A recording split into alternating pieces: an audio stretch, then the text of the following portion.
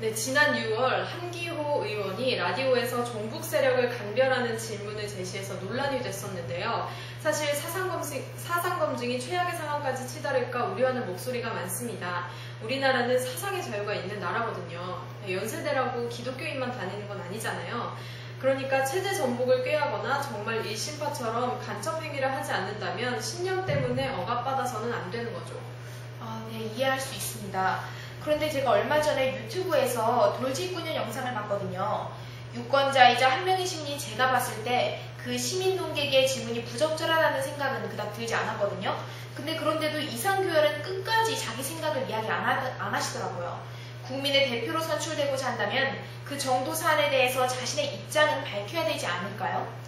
맞습니다. 사실 이석기 의원도 애국가는 국가가 아니다라는 발언으로 논란을 일으키기도 했습니다. 사실 애국가나 국기에 대한 경례에 대해 반발감을 가지고 있는 사람이 없는 것은 아닙니다.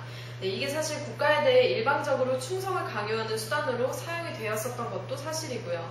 하지만 저 역시 대한민국에서 입법 활동을 하겠다고 국회에 들어간 사람이 애국가를 부정하는 듯한 발언을 한 것은 상당히 문제가 있다고 생각합니다. 맞습니다.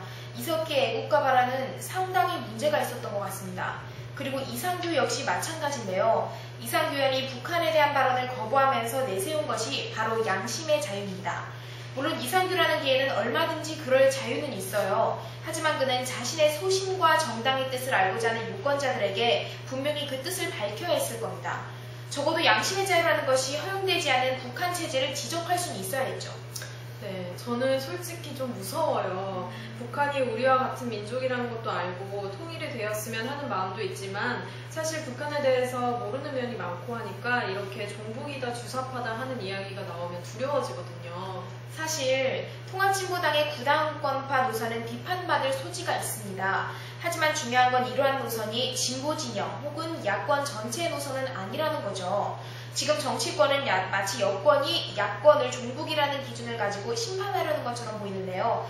때문에 야권에서는 사상의 자유를 들이대면서 사상검증을 비판하는 것은 일면 옳은 부분이라고 할 수 있습니다.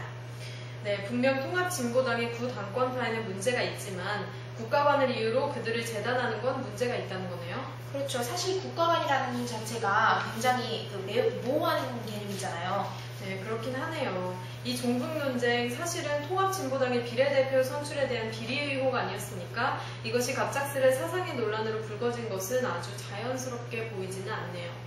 네, 저 역시 대한민국에 사는 시민으로서 종북주의에 듣는 것은 좀 불편합니다.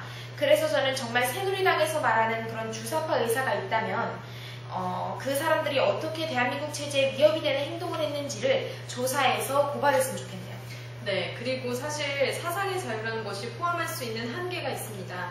앞서 말했듯 자유민주주의라는 우리나라의 체제를 흔드는 사상은 용납할 수 없겠죠.